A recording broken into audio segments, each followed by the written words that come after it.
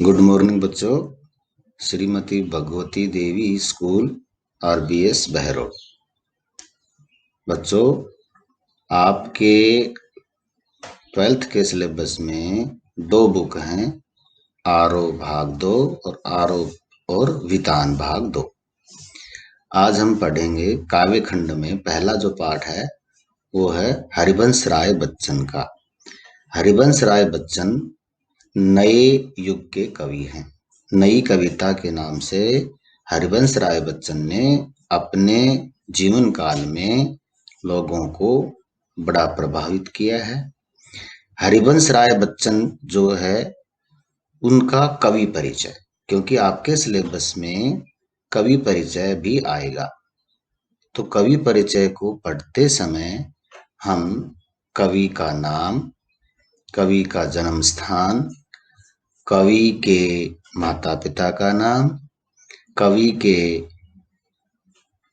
जीवन में जो उन्होंने शिक्षा ग्रहण की है वो किससे की है, कहाँ तक की है, उसके बाद कवि की प्रसिद्ध रचनाएं कौन कौन सी होती हैं, उसके बाद आप कवि के द्वारा किसी भी रचना के आधार पर उसे या तो अवार्ड मिला हो या कोई उन्होंने उपाधि से सम्मानित किया हो, उसके बाद अंत में हम लिखते हैं कि कवि की मृत्यु कब हुई। तो कवि परिचय लिखने का एक आसान और सरल तरीका यही है कि हम सबसे पहले जैसे कवि का जन्म किस राज्य के, किस जिले के, किस गांव में और कौन से सन को हुआ, तो यहां हम पढ़ेंगे कि कवि हरिवंश राय बच्चन का जन्म सन 1907 में इलाहाबाद में हुआ।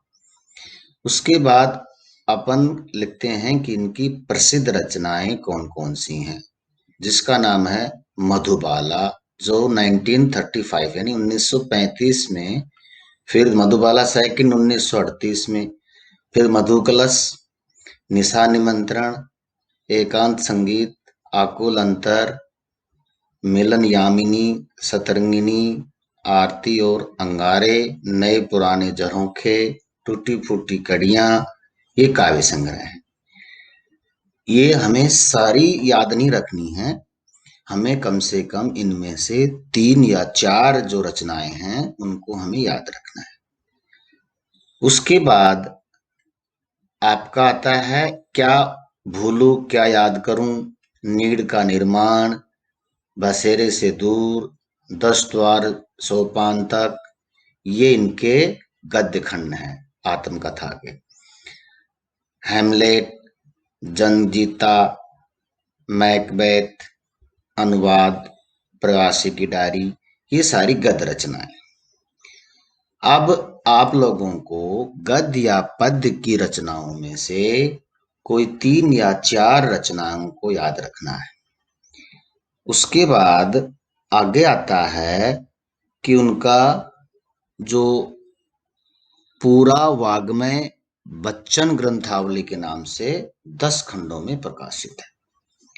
फिर आता है उसका निधन 2003 मुंबई में। उनकी कविता है पूर्व चलने के बटोही बाट की पहचान कर ले। अब इसमें आप जानते हो कि ये एक ऐसी रचना है जो उनको प्रसिद्धि के जो चरम सीमा है वहां तक उनको पहुंचाया। 1942 और 1952 तक इलाहाबाद विश्वविद्यालय में प्राध्यापक आकाशवाणी के साहित्यिक कार्यक्रमों के से संबंध, फिर विदेश मंत्रालय में हिंदी विशेषज्ञ रहे। दोनों महायुद्धों के बीच मध्य वर्ग से के विक्षुब्ध विकल मन को बच्चन ने वाणी का वरदान दिया। उन्होंने छायावाद की लाक्षणिक वक्रता के बजाय सीधी सादी जीवंत भाषा और संवेदनशील ये गेय शैली में अपनी बात कही। ये सारी जो बातें हम आपको इनके जीवन के बारे में बता रहे हैं, ये आपको याद रखनी है। जीवन परिचय में इन बातों को लिखते समय आपको जरूरी नहीं है कि ये सारी बातें आप लिखें। इनके जीवन में मैंने बताया था आपसे कि जीवन परिचय लिखते समय आपको सबसे पहले इसमें से आपको अपनी बुद्धि लब्धि के आधार पर छांटना पड़ेगा कि कवि हरिवंश राय बच्चन का जन्म कब व कहाँ हुआ। उसके बाद उसके जो माता पिता है उनके बारे में आपको पढ़ना है, फिर उसके बाद उसकी शिक्षा के बारे में, फिर उन्होंने क्या काम किया, कौन कौन सी जगह उन्होंने अपने कार्य क्षेत्र को आवंटित किया। इसके बाद आपको उसकी विशेष रचनाएं, उसके बाद आपको उनके द्वारा किसी रचना पर उपाधि या पुरस्कार मिला हो तो वो आपको लिखना है। साथ साथ में आपको अंत में जो उनका निधन कब हुआ, ध्यान रहे कि तारीख लिखते समय आपको पहले जो महीना है यानी मास है वो पहले लिख दो, उसके बाद आपको डेट लिख दो और उसके बाद आपको सन लिखना है। अब जैसे जैसे इनके जीवन के बारे में बताया जा रहा है कि ये इन्होंने ये किया। अब जैसे लास्ट पैराग्राफ में आपने देखा होगा, किताब में आप देखेंगे तो मध्ययुगीन फारसी के कवि उमर खा ख्याम का मस्तानापन हरिवंश राय बच्चन की प्रारंभिक कविताओं विशेषकर मधुबाला में एक अद्भुत अर्थ विस्तार पाता है। जीवन एक तरह का मधु कलश है, दुनिया मधुशाला है। कल्पना साकी और कविता वह प्याला जिसमें डालकर जीवन पाठक को पिलाया जाता है। कविता का एक घूंट जीवन का एक घूंट है, पूरी तन्मयता से जीवन का घूंट भरें, कड़वा खट्टा भी सहज भाव से स्वीकार करें। तो अंततः एक सूफियानी सी बेख्याली मन पर छाएगी, एक के बहाने सारी दुनिया से इश्क हो जाएगा और तेरा मेरा के समस्त झगड़े काफुर हो जाएंगे। इसमें बच्चन का हालावादी दर्शन कहते हैं। अभी हालावादी और जीवन में वसुदैव कुटुंबकम वाली नीति का एक पर्याय है। हालावादी से तात्पर्य है कि जीवन में किसी से बैर भाव नहीं रखना, जीवन में किसी के साथ संघर्ष नहीं करना, हालात के साथ समझौता करना और हमेशा खुश रहना। तो यहाँ और इनके बारे में बताया जा रहा है। यह बात ध्यान देने योग्य है कि उनकी युग बोध संबंधी कविताएं जो बाद में लिखी गई हैं उनका मूल्यांकन अभी तक कम ही हो पाया है। बच्चन का कवि रूप सबसे विख्यात है, पर उन्होंने कहानी भी लिखी, नाटक भी लिखे, डायरी आदि के साथ बेहतरीन आत्मकथा भी लिखी हैं जो कि ईमानदार आत्म स्वीकृति और प्रांजल शैली के कारण निरंतर पठनीय बनी हुई हैं। आगे बढ़ते हैं तो यहाँ उनकी कविताएं हैं आत्म परिचय। अब आता है आपके जो सिलेबस में उसकी जो कविता है वो दो कविताएं यहाँ सम्मिलित की गई हैं। एक है आत्म परिचय और दूसरी है निशा निमंत्रण। ये तो दोनों कविताएं हैं, ये मानव जीवन को एक बहुत बड़ा संदेश देती हैं। तो इससे ये जो आपका पाठसार है इसमें आपको एक प्रश्न आएगा पेपर में कि किसी भी कविता का जो है जीवन परिचय, किसी भी कवि का जीवन परिचय और किसी भी कविता का प्रतिपाद्य। प्रतिपाद्य से तात्पर्य होता है मूल भाव। देखो कविता में शब्द जो होते हैं उनके आधार पर अगर हम उसका अनुवाद करते हैं तो अनुवाद और उसके मूल भाव में बड़ा अंतर होता है। कोई बात किसी से जब कही जाती है तो उसका सामान्य अर्थ के साथ साथ उसके जीवन में उसका मूल भाव छिपा हुआ होता है। तो यहाँ ये जो है ये बड़ा इंपॉर्टेंट है इस पाठ का, हर एक पाठ का जो पाठ परिचय होता है, क्योंकि उससे संबंधित जो बातें होती हैं वो आपको प्रश्न के रूप में पूछी जाती हैं। तो इसको ध्यान से पढ़ेंगे। यहाँ उनकी कविता आत्म परिचय तथा गीत संग्रह निशा निमंत्रण का एक गीत दिया जा रहा है। अपने को जानना दुनिया को जानने से ज्यादा कठिन है। आत्म परिचय, आत्म मतलब अपना और परिचय मतलब परिचय। तो यहाँ कवि साफ साफ शब्दों में कह रहा है कि दुनिया के बारे में जानना बड़ा आसान है, लेकिन अपने बारे में जानना बड़ा कठिन है। समाज से व्यक्ति का नाता खट्टा मीठा होता है। खट्टा मीठा से तात्पर्य कि अच्छा भी और बुरा भी। जग जीवन में पूरी तरह निरपेक्ष रहना संभव नहीं है। निरपेक्ष क्या होता है? निरपेक्ष होता है कि दूसरों के साथ के सामने प्रकट न होना, दूसरों की परवाह न करना, दूसरों के साथ तालमेल न बिठाना, दूसरों की के जीवन में हस्तक्षेप न करना, और ना दूसरों के साथ खुद के बारे में उनके साथ निष्पक्ष रहना। तो दुनिया अपने व्यंग बाण और शासन प्रशासन से चाहे जितना ही कष्ट दे। व्यंग क्या होता है बेटा? किसी के ऊपर, किसी के जीवन की बारीकी के ऊपर वाद प्रतिवाद करना, अर्थात उनके बारे में भला बुरा कहना।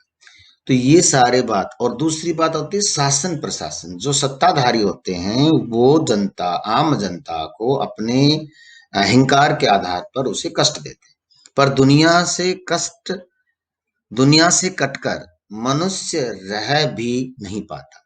ये सच्चाई है कि समाज के बगैर जीवन संभव नहीं है, क्योंकि उनकी अपनी अस्मिता। अस्मिता क्या होती है? मान सम्मान, इज्जत, अपनी पहचान का उत्स, उसका परिवेश ही उसकी दुनिया है। अपना परिचय देते हुए वह लगातार दुनिया से अपने द्विधात्मक और द्वंद्वात्मक संबंधों का मर्म ही उद्घाटित करता चलता है। और पूरी दुनिया कविता का सारांश एक पंक्ति में यह बनता है कि दुनिया से मेरा संबंध प्रतिकलह का है। प्रतिकलह मतलब प्रेम और कष्ट का, कलह का, लड़ाई झगड़े का। मेरा जीवन विरुद्धों का सामंजस्य। विरुद्ध क्या होते हैं बेटा? जीवन में ऐसे कार्य या ऐसे ऐसे भाव जो विरोध की भावना प्रकट करते हैं। उन्मादों में अवसाद, रोदन में राग, शीतलवाणी में आग, विरुद्धों का विरोधाभास मूलक सामंजस्य साधते साधते ही वह बेखुदी, वह मस्ती, वह दीवानगी व्यक्तित्व में उतर आई है कि दुनिया में मैं हूं, दुनिया का तलबदार नहीं हूं। अर्थात तलबदार क्या होता है बेटा? कि दुनिया के किसी के रहमो रहम पर पलना। बाजार से गुजरा हूं, खरीदार नहीं हूं। अर्थात मैं समाज में रहता हूं लेकिन समाज का गुलाम नहीं हूं। जैसा कुछ कहने का ठस्सा पैदा हुआ है, वह ठस्सा ही छायांतर गीतकार का प्राण है। किसी असंभव आदर्श की तलाश में सारी दुनियादारी ठुकराकर उस भाव से दुनिया से इन्हें कोई वास्ता नहीं है। प्रीति कलह का यही वितान और विरोधाभास का यह विग्रह इन्हें दूर टिमटिमाते तारे की अबूझ रहस्यात्मकता से लाहालोट रखता है, अर्थात भरा पूरा रखता है। निशा निमंत्रण में उद्धत गीत में प्रकृति के दैनिक और परिवर्तनशीलता के संदर्भ में प्राणी वर्ग, विशेषकर मनुष्य के धड़कते हृदय को सुनने की काव्यात्मक कोशिश है। बहुत ही सरल सर्वानुभूत बिंबों के जरिए। बिंब क्या होते हैं बेटा? उदाहरण। किसी अगोचर सत्य की रूहानी चुमन महसूस करा देना बच्चन की जो अलग विशेषता है। यह गीत उसका एक बेहतर नमूना है। किसी प्रिय आलंबन या विषय से भावी साक्षात्कार का आश्वासन ही हमारे प्रयास के पगों की गति में चंचलता या तेजी भर जाता है। अन्यथा हम शिथिलता और फिर जड़ता को प्राप्त होने के अभिषिप्त हो जाते हैं। गीत इस बड़े सत्य के साथ समय के गुजरते जाने में एहसास के लक्ष्य प्राप्ति के लिए कुछ कर गुजरने का जज्बा भी लिए हुए है। बेटा ये था आपका कवि परिचय। अब आपको आज के इस लेक्चर में क्या करना है कि हरिवंश राय बच्चन के जीवन का जो परिचय है या कवि परिचय है वो आपको याद करना है और लिखित रूप में आपको लिखना है। तो कवि हरिवंश राय बच्चन का एक बार मैं फिर से आपको रिपीट करता हूं कि कवि हरिवंश राय बच्चन का जन्म 1907 में हुआ। और ये जो बातें आती हैं कि उनकी प्रसिद्ध रचनाएं कौन कौन सी हैं, फिर आता है कि उनकी मृत्यु कब हुई, फिर उन्होंने जीवन में क्या क्या कार्य किया, फिर उनको जीवन में कौन कौन सी उपाधियों से सम्मानित किया, कौन सी रचना में क्या आपको संदेश दिया है। ये सारी बातें आपको लिखित रूप में लिखनी है और इनको याद करना है। तो आज का जो पाठ है, उस पाठ में आपको आत्म परिचय जो लिखा है हरिवंश राय बच्चन का, उसके जीवन का परिचय आपको याद करना है। और कल का जो होगा उसमें आपको बातें पढ़ाई जाएंगी, जो कि पाठ शुरू करेंगे। धन्यवाद, थैंक यू।